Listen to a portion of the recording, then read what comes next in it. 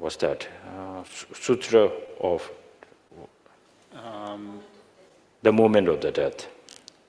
We did that. If Dharma friend didn't say anything about it, maybe I have never heard of that sutra. And they're so kind. They say, if you can teach them through this text. So then I got to, just like I become quite curious. What is that sutra? And then I looked. I felt like this is so good, and I really need to practice this. So then the course went. It is like I'm giving a class or teaching, but I'm focused towards myself to hold this opportunity, me to learn. You know the secret why I'm trying to do that? Because if Dhamma friends say like, it's so good, you read it, I will not going to read it. If my teachers say it's really good, you read it, I'm not going to do it. I'm so lazy. But now this is a kind of flow that I got a kind of a flow that I can offer some kind of a contribution. And then I'm a little bit smart. I thought like, well, I cannot let this opportunity go because that's like a double benefit. Once also I can benefit them, the people who participate, I can benefit them, and most benefit, I will get it too. So the last time it happened like this, and also this year when Dharma friends, last year, isn't it? Last year, this year? Last year, I think. Last year, probably. Last year, when they asked me to come here and give a course, and then they brought up this precious teaching by Nagarjuna, Dharma dream tale. And then I never heard of that. And then it's quite a rare this practice, teaching. And then before saying yes or no, Sorry.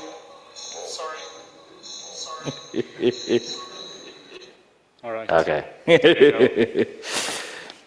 So before saying or accepting the request, I looked into this text. And it really kind of, I can say, it took my heart away. It's like I've fallen in love with this. It's hard to say how I've got to fall in love. It's like in a kind of relationship. Like, if I don't get it, I will regret. I need it so badly. And then I looked at it a few times because for a long time I'm researching on how to generate bodhicitta. And then normally we say two kind of a lineage to generate bodhicitta. One is from the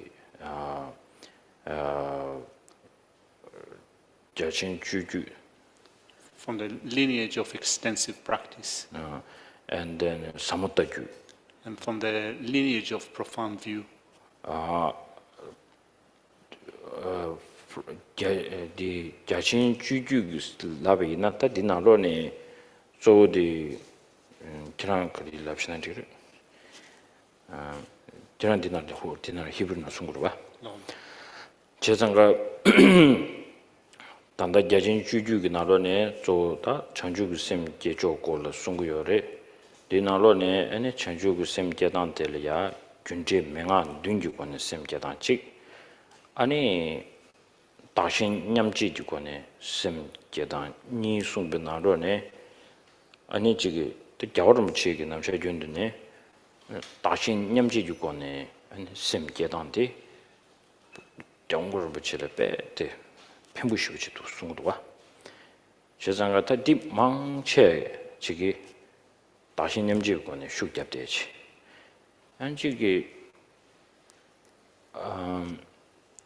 준제명한 둥기고네 슈잡단티 또 지기 공다지기 단다 가서 그래 슝가시나는 지주요래 때 이나야 딜리야 믹스에 슈지기 야 도나치 곰답 양디 토란 제시에다 초링진이 빼공부시 다 가산도 우스지지 디제버와 슝디 제버가블라 디기 나로리야 아니 근데 명아 둥기 rimba디 디인다 송구면도 돼 디나로도 우스지기 세부시우지 통도 담배 오 나르기 공부루루게 된지기 공부시 아니 냠렌제 된지지 중앙인도 담배 다딩아란조 디다고제 지단 디를 퇴섬시야 롬예체에 백개와 성부 총송 삼성지 텐체니 다른 예 켈렌치 니 결혼주로 시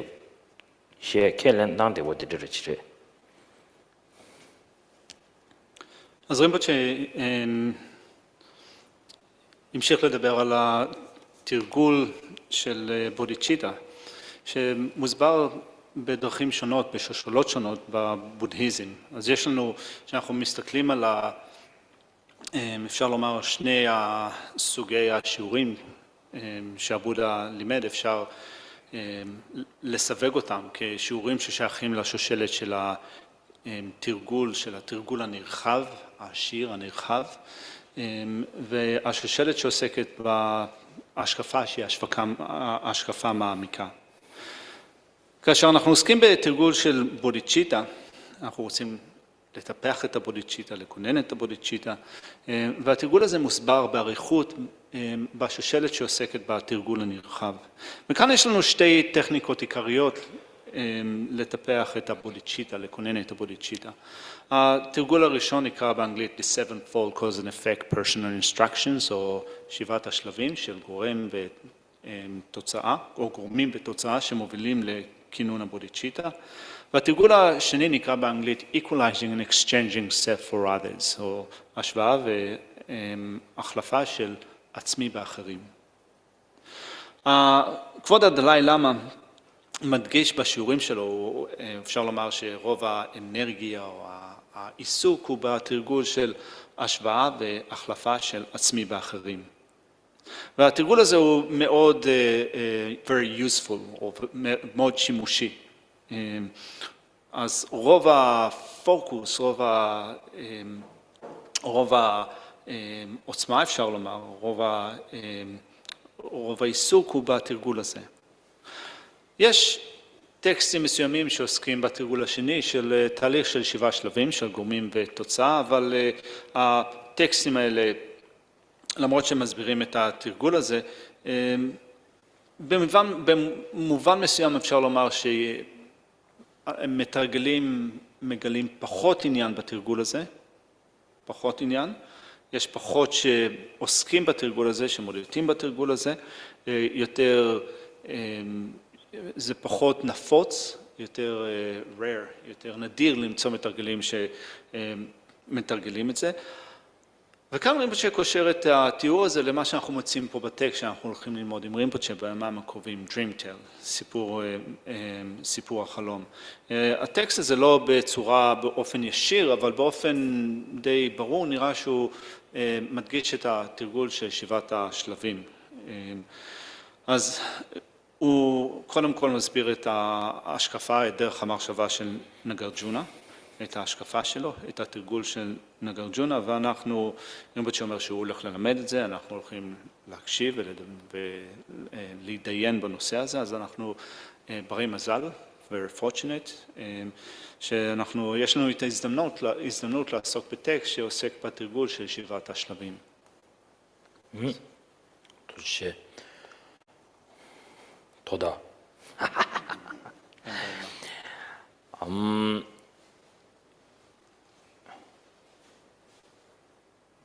Now, why Bodhicitta is very important. So, we should ask this question.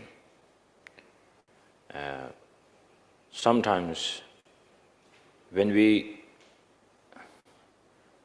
I think it's a great advantage for like people like you. This will come. Why should I practice Dharma? This is a very healthy question, I say. Because normally, if you tell a Tibetan family to why you are practicing Dharma, and they don't have much, very maybe kind of a good answer to that. But they feel like, yeah, it's necessary, we need to do it. I call it, this is kind of like staying in the environment where they say, every day nobody says why, and then it becomes so normal. And then, but it's not that strong.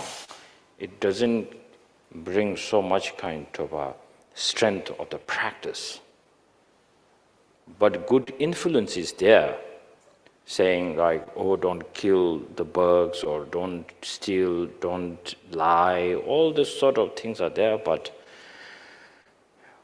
they accept it before knowing the depth of the bodhicitta, the depth of the practice of the Buddha Dharma. That's why His Holiness recently, when he gave a teaching, and then immediately he started the teaching with saying, bring a quotation of a Buddha saying, me giving a blessing or kind of putting my hands on you, that won't take away your negative actions or emotions or the imprints of that. And having bathing in the river Ganga, it will not take away your kind of imprint of negative actions. Now, what I can do is I will show you the path, and then you investigate it, and then you practice this. This is the way how you get the happiness. So His Holiness says this.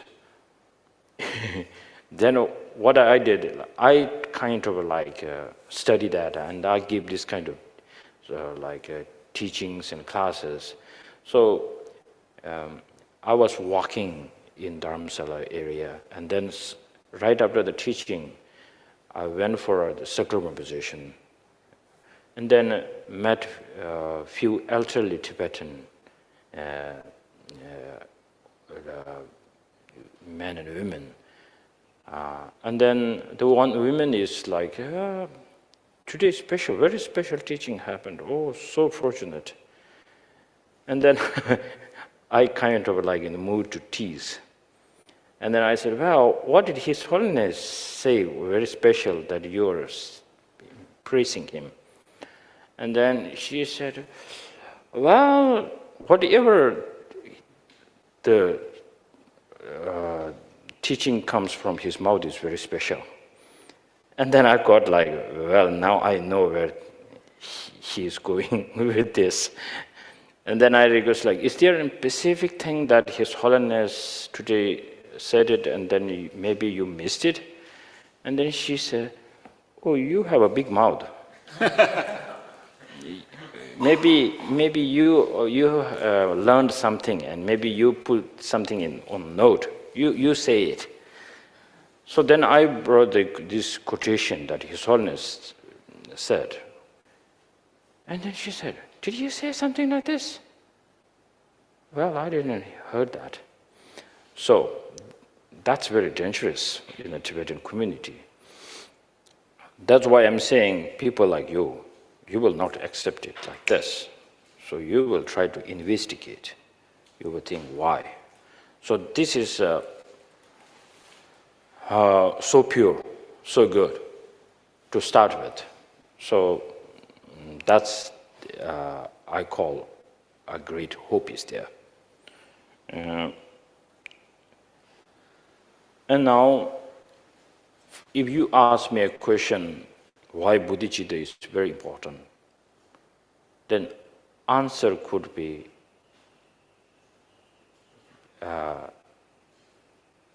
my answer will be quite simple, because compassion is needed. Compassion is the key to answer to the happiness. If you want a happy life, compassion is needed. In English, we say self-compassion. But in Tibetan, we don't have such terminology called self-compassion. We translate that sometimes into the renunciation. But in English, it's kind of a nice word, loving yourself. Be kind to yourself. So, what does that mean, be kind to yourself? So, the answer is like, you need a happiness. If you can give yourself a happiness, proper happiness, then it's, we call chamba in Tibetan, it's the kindness. So once you have, His Holiness Dalai Lama said very strongly in a recent teaching of his, saying that compassion is great because compassion is answer to the greatest question. I never heard of this kind of expression. And he said it like in a very normal, very straightforward. He said, people who maybe have like a kind of wanting to get rid of the suffering, but if he does not have an answer to this, then it's just like a question only, no answer there. So once you know a method to overcome the suffering or get rid of the suffering, then you feel like, I can do it. I can deal with it. I can help others. So these are the answer. This is what we really need. Sometimes what our understanding of compassion would be something like, if you see someone in a problem or a difficult situation, you say, I have this pretty feelings towards other people, but what to do? There's like, the world is going crazy these days. We can see there's non-stop war going on. There are so many kinds of crises going all over the world. So sometimes we feel so helpless. What to do? So sometimes maybe you feel helpless because we might not have the answer to that.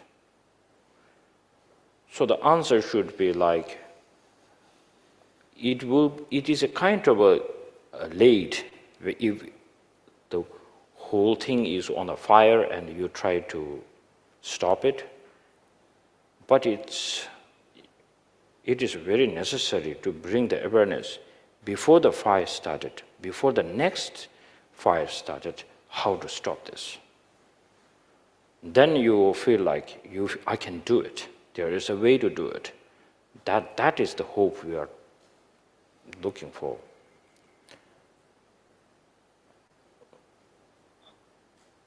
So today I'm not going through the text, because today it's a kind of we are meeting new faces or new friends, and so it is necessary to have a floor to know each other. So that's why the main text I will start tomorrow morning when the sun shines, and then we start. But the real essence of this teaching is to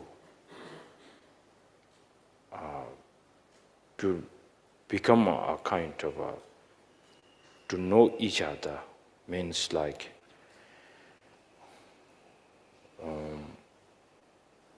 here we talk about the quality of the sentient beings. And then I say, this is a very good question for you. Maybe once you go back, maybe you can think a little bit of this. In here, Nagarjuna will talk the kindness of sentient beings. So great, sentient beings, so great, so great, so great. But then I have this in the mind, saying like, also we've been enemy to each other many times. How many times in the past life we have killed each other, cheated each other. But the great master here, their focus is on a positive level, nothing on a negative. So that means, but our way of spending time, focus, is a little different. Mostly we spend much of time or hours on the negative side, not much paying attention to the hope or the good qualities.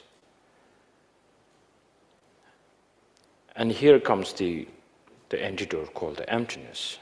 I love emptiness because of emptiness is a kind of a tool that helps you to shift you from that difficult position we are sitting, and it can take you from that position to different position, that then it will change your point of view, or you can look from the different angle. And then you will see, oh, my focus is not on the negative side. I'm looking from the positive side. Because I need the positive energy, not the negative energy. We say that. So this is a very necessary, very necessary. We need to kind of, I'm not saying just completely ignore the negative things, don't just close your eyes and then just say like, I'm only listening and focusing on the good, but also the bad or good. But then when if you wanted to choose something, then you have to choose the positive thing, because we need a positive energy with us. So if you look at the Nagarjuna's way of this writing, maybe most of you did a homework on this. This is so good. So as a class, it is necessary, because you are spending a time, and you are spending a money and energy here, so it is really necessary you read this. And so in there, you will just see only the Nagarjuna will not bring up his enemy there, saying that person's been so unkind to me, ungrateful to me. He will never say this. His focus is on the positive side. And then when it comes to the emptiness, then Nagarjuna will focus on so-called enemy, so-called friend, so-called Buddha, so-called Nirvana.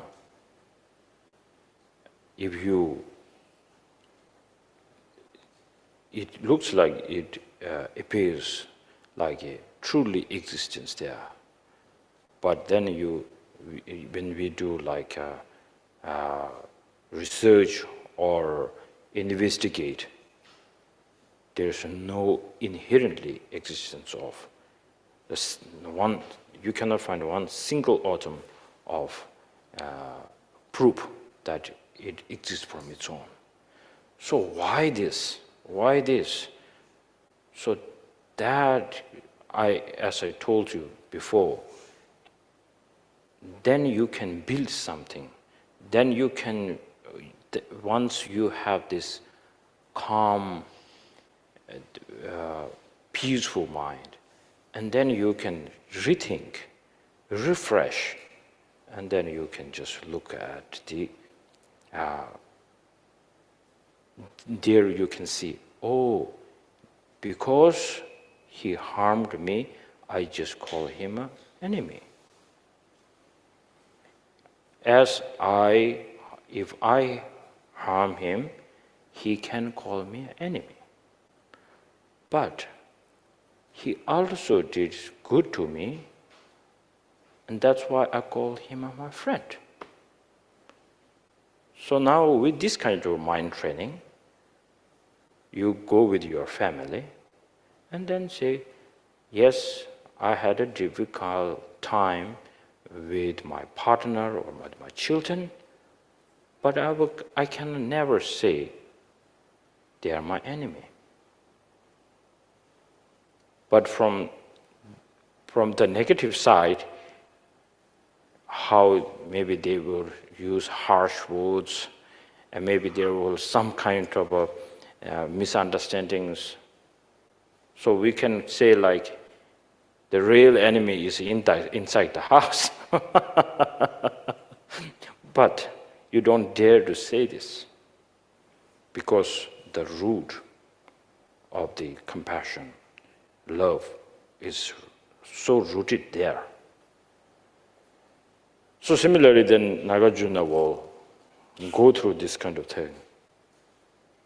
And then he will teach us how to be strong with family, and each and every time you meet with any kind of people in this world, how to react with them, how to respect them, he will teach this. So I call this is a great teaching. There are some parts, it sounds more like people who has a faith in past and future life. This is more something to do with Tibetan Buddhism way of belief or something.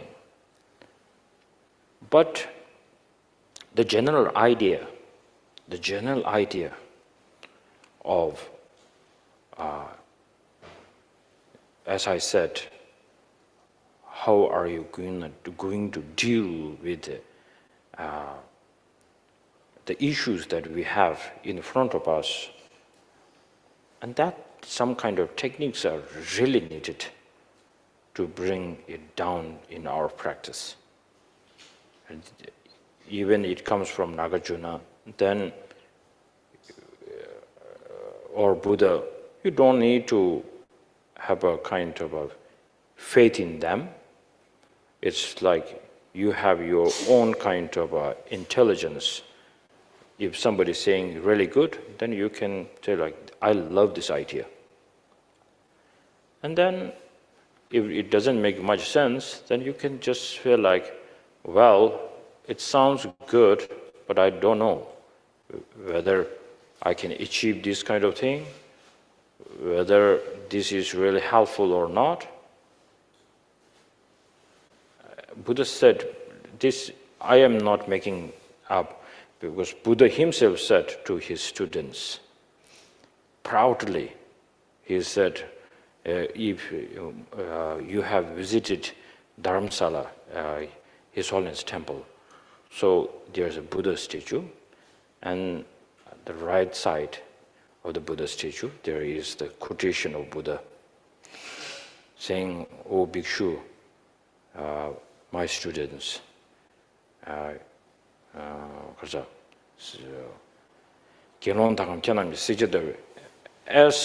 a goldsmith checks how he checks the gold, cutting and rubbing and I don't know melting. what, melting and everything, how they check the gold. I also request you to check my words very carefully. Don't accept my words because not because I'm a great person.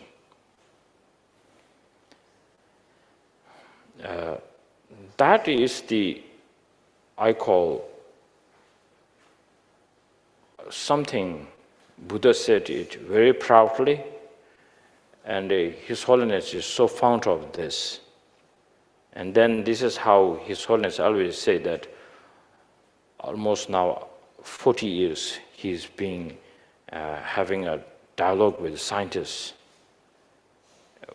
At the beginning there is a little bit of problem because of there are some elderly senior monks that complains to His Holiness that, well, scientists does not believe in religion, and somehow they sometimes it's known as the killer of religion. So it is not a good idea to make a kind of a dialogue with them. And then His Holiness looked at them and then said, well, the kind Buddha himself said, make the investigation. So now I have this kind of confidence.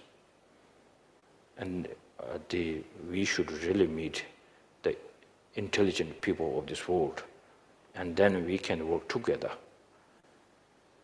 And then now recent years, His Holiness will always tease us, actually. He will say, well, now scientists cannot kill the religion very easily, but sometimes we brought lots of kind of a contradiction in the science through the intelligence mind of the how we debate, how we investigate. So many scientists are like thinking like, well, this way of investigation you do in a debate courtyard, this way of technique is really needed for us to study too. They said it to His Holiness. So it's kind of like a football team. There's like one goal from scientists, one goal from Buddhism. It's going like this. So it's, as Buddha said, make the investigation. So it is really necessary that most of us love to do meditation. And meditation is really needed, because I don't know why you like meditation, but for me the meditation is necessary because there are so many wonderful things for past almost now 25 years I've been practicing, but then I felt like these and these things are really needed. I feel like without this, I will fail again and again in my life. But I cannot just be strong like continuously because of my old habits, because of the distractions. So then, when meditation is, when we talk about meditation, it's more known as single-pointed meditation, shamatha. I know most of you tried shamatha. And how long you can stay?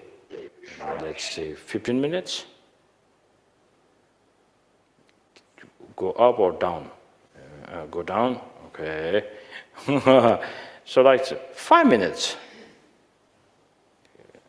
5 minutes good? Okay, so 5 minutes. So, same story, because one great master said, how much the strength of the shamatha, the clarity, when we talk about the single point meditation, and the clarity should be also very strongly there, needs to be there. When I talk about the clarity, it means like if you are meditating on the object of the Buddha statue, and then you feel like, I'm going to meditate on this Buddha statue as long as I want.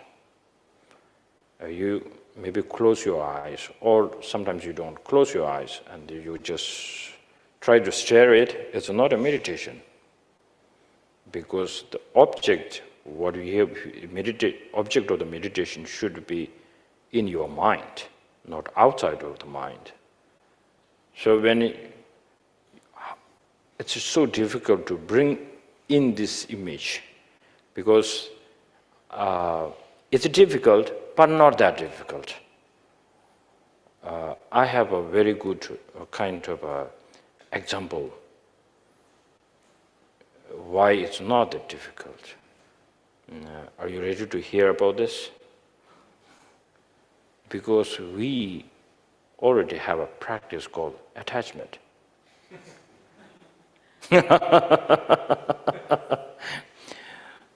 So attachment, if somebody says like, I wanted to have a practice of attachment, I'm going to fall in love with you, I can do that.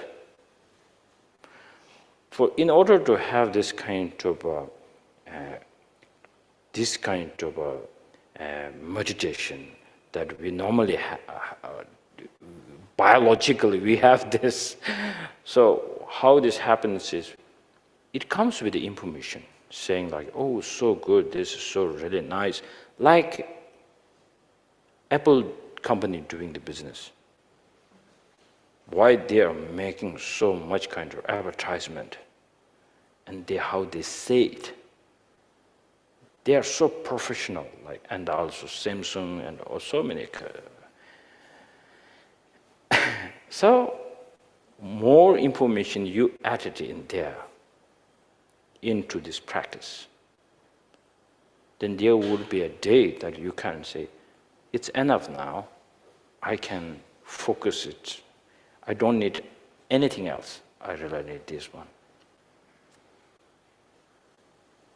So similarly, this great master said,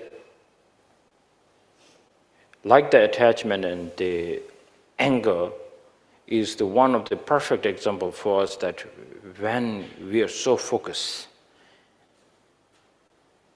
anything around you, it's happening, you won't pay any attention.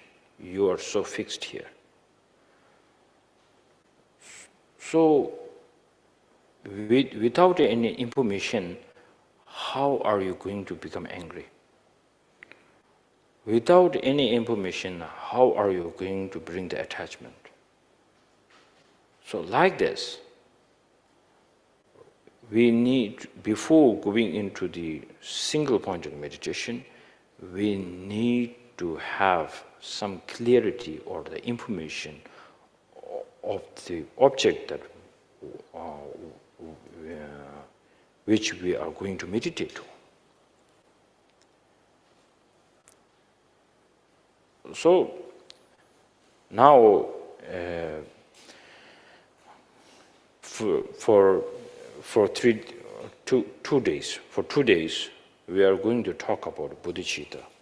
So now we can, normally some masters say, the practitioner who, especially people who are doing shamatha kind of a practice, shouldn't change the object, the focus object focal object of meditation. You shouldn't change much. So you should stay fixed.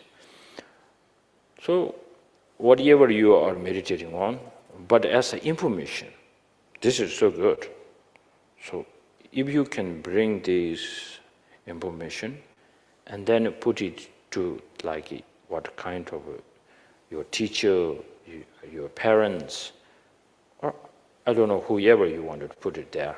Like if you put a Buddha's object as the focal object, then look at this dream tale, how Nagarjuna brings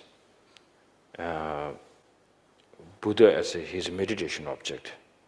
It's so good, because he says, I did kind of investigation on the sentient beings, how they're so kind, and whenever I am there, some people are so kind, some people are like this, that, but every time I can see some kind of a kindness in them.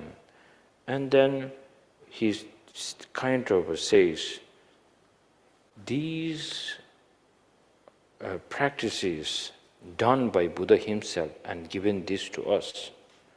So Buddha helped. Buddha went through this kind of a practice, and Buddha taught and gave this kind of teaching to us. So I'm so grateful to the Buddha. So this is how he makes the Buddha very strong. That's what I like about Nagarjuna. Not going to say, oh, Buddha is really important, he is omniscient one, you should believe him. Not like this. First he gives all the reasons. He makes kind of a connection of what you are doing and where it comes from and why this is so necessary. And all this comes from the teaching of the Buddha. So then we can say this kind of faith, this kind of love towards Buddha is without an attachment. Because you have a good reason, enough reason to support your point why you respect Buddha. So we will talk more about this tomorrow. And so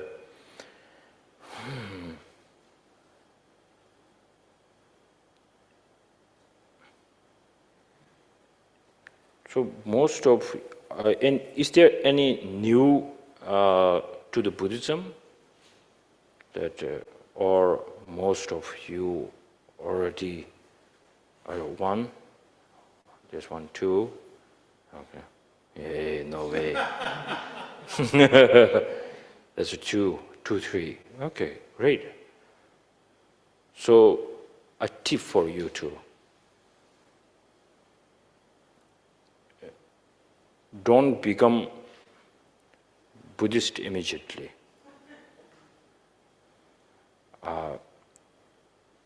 First, please take the baby step. Give yourself a time. Don't let other people brainwash you.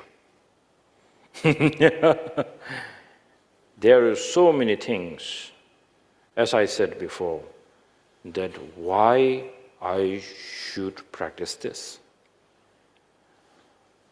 And then if you could say, it's so necessary, it's so needed, that's why I'm practicing this. This is good enough. You don't need to say, I'm a Buddhist. I'm following this path.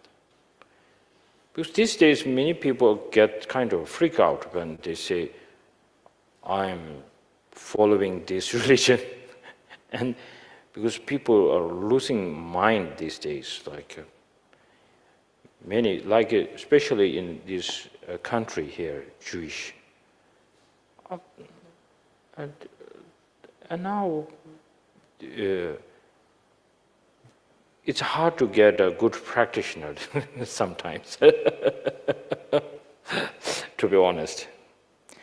And then if you kind of convert there and here and then looking for, so that sometimes it brings kind of a tension in the family. So, as I said before,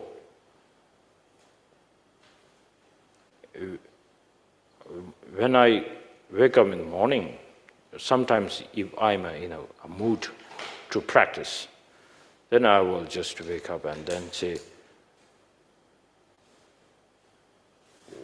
why should I meditate? Why should I take a refuge in the Buddha Dharma Sangha? And am I doing it because I need to do it? I must do it? And then it's pressure. There's no joy. Then I try to find, just in the laying in the bed, I will just try to think like, okay, this is another reason to stand up and do the prostration. Then I wake up and make a prostration to Buddha, and then I feel so lucky and so fortunate to practice this. So sometimes I didn't get it, then I go back to sleep. Not a good practitioner, but it's healthy. It's healthy for me. Because I have seen so many things in my life. Now, I'm in my 40s. Actually 39. So not yet 40. So the rest of my life, I met so many people, and I come from a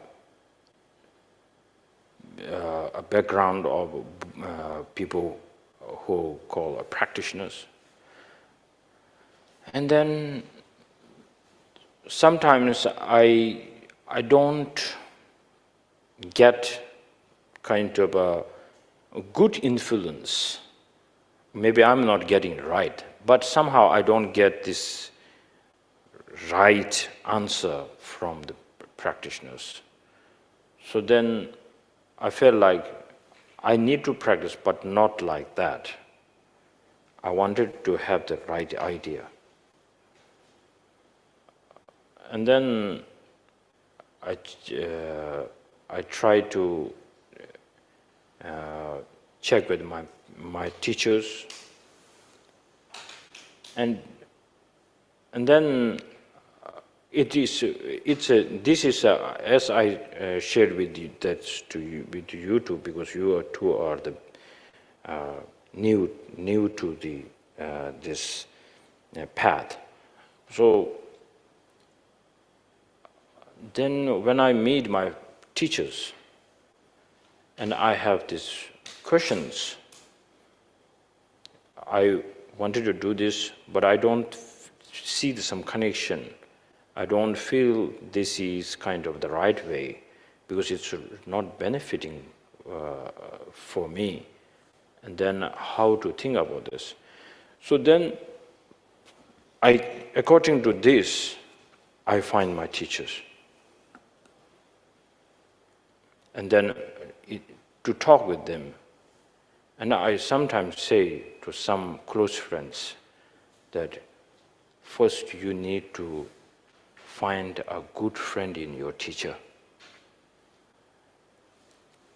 And then once you see this friend is something like, oh, he can help me so much, then according to this, then you will put one more gear and then one more step ahead. That like, he has this particularly quality that I am really looking for.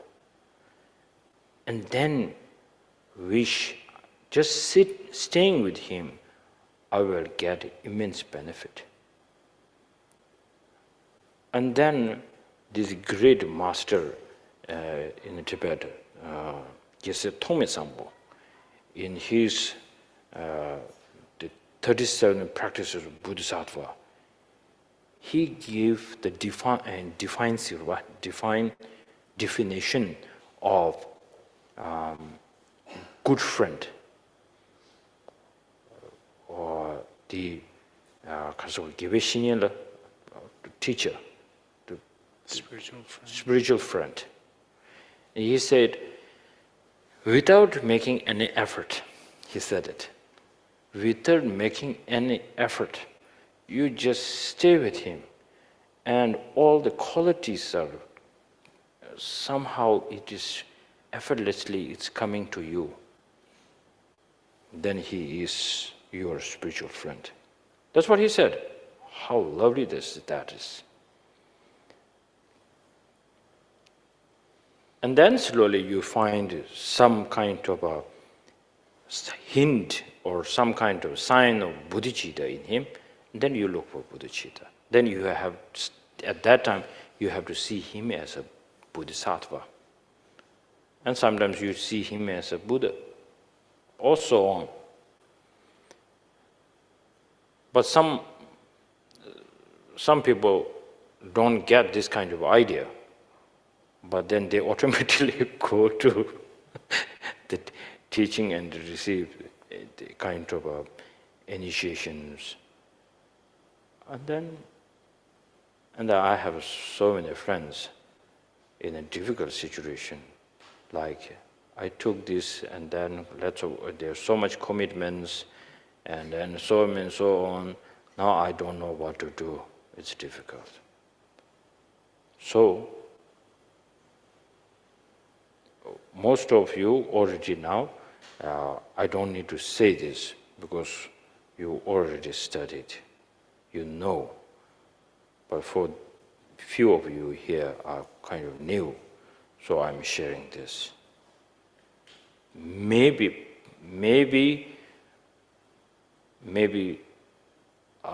people maybe already are a practitioner. Maybe this kind of what I just said could be helpful. So please keep this in your mind, and 20 more minutes I need to push. Kill the time.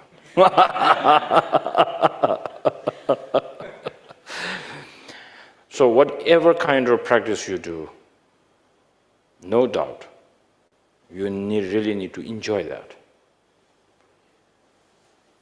And that is something we say, when I say enjoy that, it doesn't mean like the ordinary the way that we enjoy.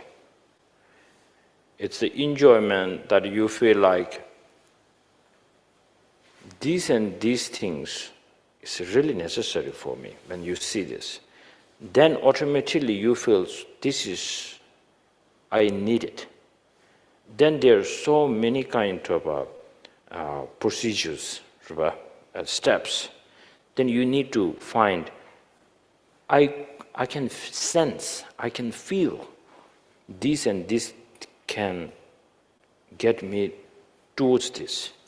But I don't have any hint, and my teacher doesn't give me any kind of hint where this is going or leading towards. But unless I don't get it, I'm not going to buy it. This is good. This is called investigation. So, and then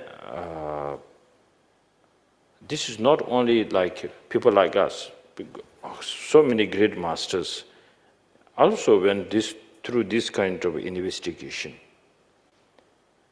And then maybe most of you heard of the four schools, and especially the four tenets. The four tenets. Tenets. Why it's there? Why Buddha make this complicated towards us? For me, it's really hard to explain the four tenets. Very, what we call it, step by step. But Buddha said it's so necessary. And then he gave a kind of answer to that, why there are four, not five. Because if this four tenets system is practiced very well by one individually, and then he will know which kind of antidote, which is the emptiness, is so suitable for that person.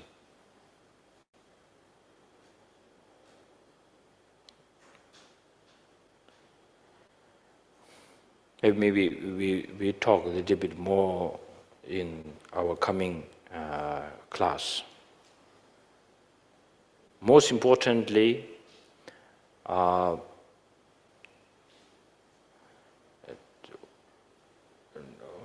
when you go back to your room, please spend a few time with the Nagarjuna and go through the verse.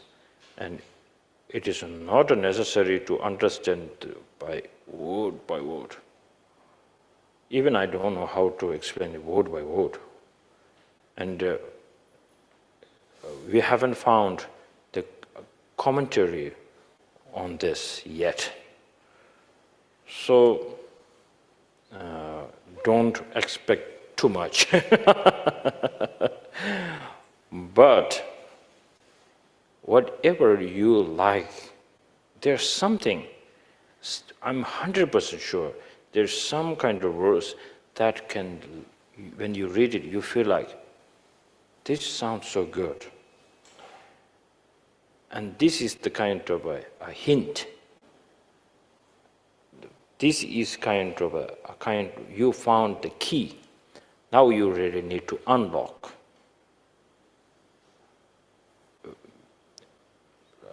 Like Melodimus said in one of his sort of poems, spiritual songs.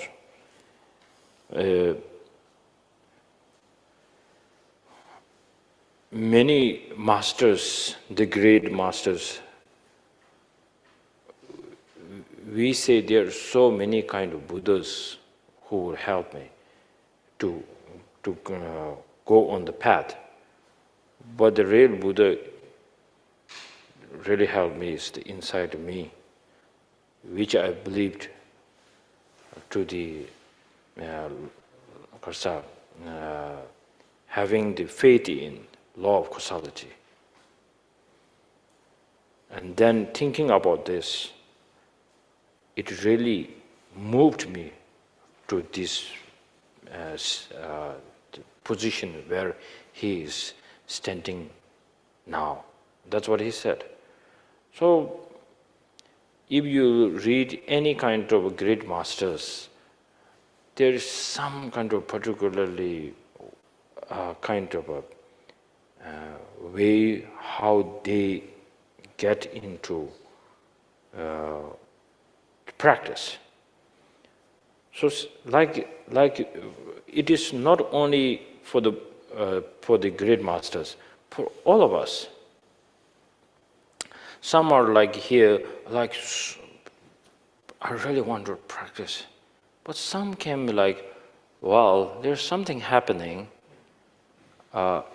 Should I go? Then maybe say, no, you go. Maybe one said, I wanted to go, but it's so good, maybe you should try. So she or he is there. Or something happens. We don't know why this kind of, sometimes we call it, what a coincidence. Something without any kind of causes and condition, it comes like this. But we don't see this kind of how the kind of the flow of this connection happens. But now you are already here. You are in this circle. And now we are going to talk about bringing peace into the world.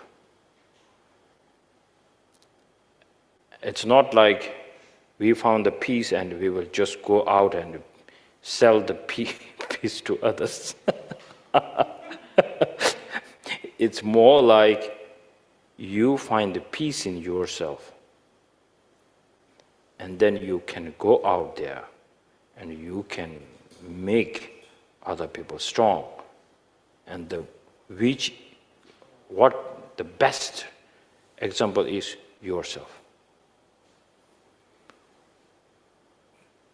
Many people, what they do is they go to the centers, teachings, and do practice. Even they do 6-7 year retreats, come out, and then they will be same actually, sometimes worse. And that's not a really good message. Because I have a friend, his father is a kind of before I used to say, a great practitioner. Because he wakes up very, very early in the morning, around like 4 o'clock. And then it's very uncomfortable for me because I'm a respect person in their home, like they will show me like the real Buddha is here or something. They will give me the special room and then a special bed, and then nobody can sleep, only me, and I have my private bathroom. And then I will just wake up around 7 o'clock. But he wakes up at 4 o'clock. He's my friend's father. And he has a very deep voice, just go like doing these commitments and sadhanas, just it's so powerful. And I feel sometimes very ashamed. And 1 or 2 days, then I become like a rock. Oh, no, whatever he do, let him do, I don't care. So a few years later, what happened, he really wanted his children to practice, study Buddhism. And he is giving kind of a hint to me to tell his kid to study. And then I pretend like I don't know. And then his two son and 3 daughters sat on the around the table and then start having breakfast. And then that day, because I'm already there, and they came like 30 minutes late, having a late night party. And one boy is still like having a hangover. And then he's a very dominant person. And then the father looked at his son and said, well, Rinpoche is here. It's a really good opportunity to practice Dharma. He showed his face. Then the person who is, the son who is still in hangover, looked in his father and said, you've been doing so much practice. Tell me what's the benefit of doing the Dharma practice? And it is like karsore, lenloba. It's the like a revenge, or it was talking back to his talking straight back to it hurt his ego, the father. And then he said like, the father looked at me, and I pretend like I didn't see anything. And then father starts scolding his child, said, well, I told you this is a good opportunity, and my duty is to tell you this. If you don't show any interest, maybe you don't want to do it, then don't do it. That's it. That was the full stop. And then later, after 2 days later, one of their sons came to see me and said, I have a question for you. I was so happy that his one son is interested. And then I was so ready to receive his question. And then he said, well, my father is doing some kind of a practice that makes our family life very, very complicated.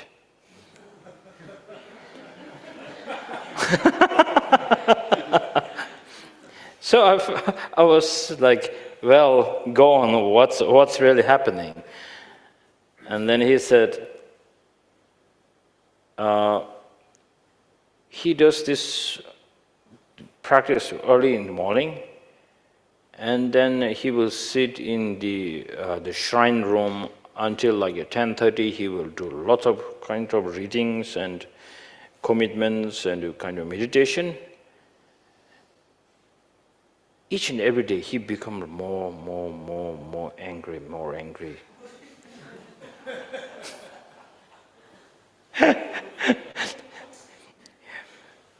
And I couldn't say like directly that his father is doing something wrong, because I don't want to get into this kind of trap. So then one day when I was giving a talk to the family, and then I said that the practice, if you're not really enjoying this, you should stop it. And then ask the question, is this really helping me or not? If this is not really helping me, then you should ask 2 questions. One question should be, maybe I'm taking this a wrong way. Maybe I'm not getting it.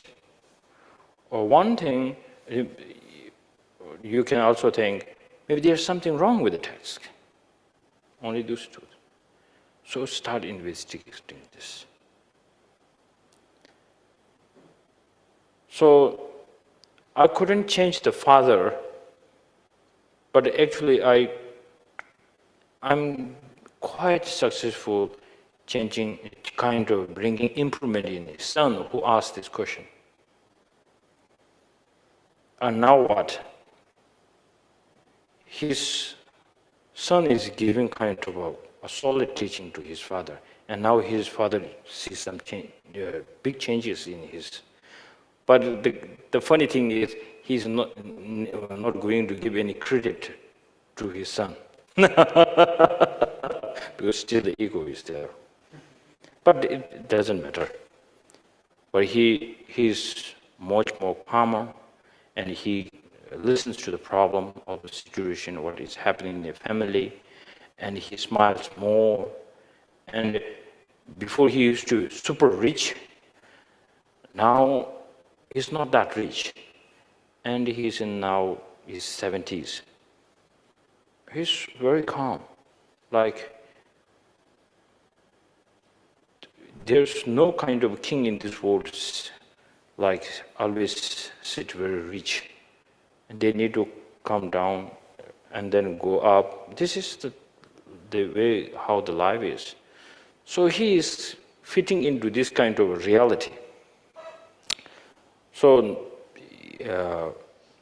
now not being like super rich as before, but he is really adjusting into the reality. So the huge benefit is he can see in himself. So that's the something that I wanted to share with you all. So if you start doing a practice which you like it very much, and then you will know what you're doing, where you are getting to, all this. So now you don't kind of need some kind of like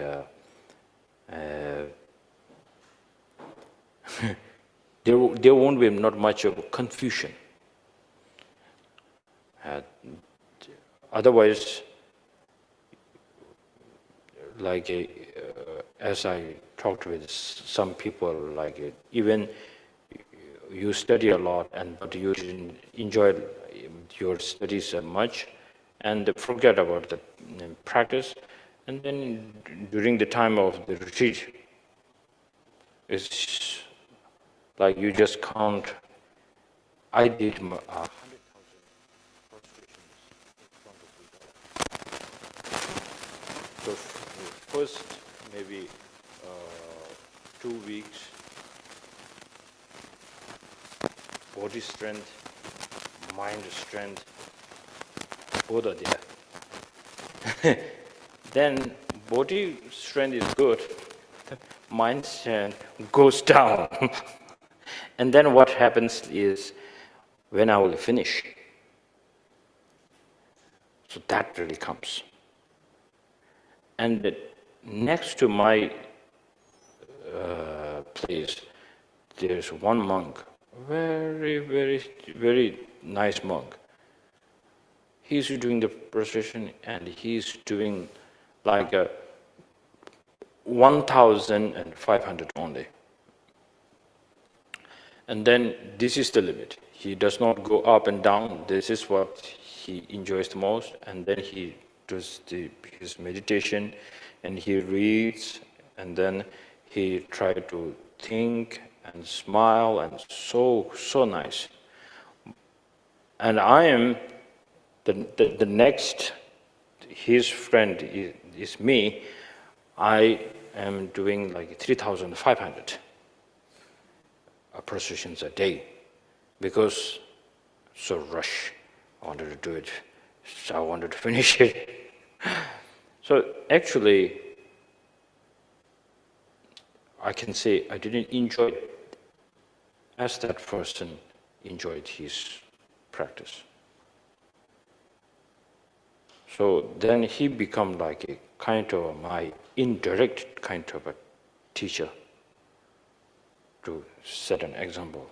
Next time, if I do a prostration, I wish I can do like him. So this, we really need to keep in our mind. That goes all to the point, whatever you do, are you really enjoying it? and what does mean enjoying. So today we stop here. It's 9 and plus 1 minute. And tomorrow is oh, you all have the schedule, you know the schedule, right? So the class, my class will be from Yeah, 9:15. Okay, 9:15. Okay. So I will see you at 9:15 then. Okay. So in order to enjoy our class, the tip will be, please do your homework. Get a little bit familiar with what we are going to talk about. Because this is my experience. Sometimes I go to my class to receive teachings from a teacher, and if I didn't do my homework, and I'm there, and then my teacher will just go on talking, and I go like, oh, what he's talking about. But then when I did my kind of work, homework, and then he started talking, I go like, yeah, I know what he's talking, but I don't see kind of a link between this. Then I go with, raise my hand, and my teacher likes it. And like, aha, somebody did his homework. So same thing, right? So please do little homework for me, and I will do my homework. And let's meet here for tomorrow to discuss about bodhicitta, and also known as compassion. Thank you very much, everybody, and good night.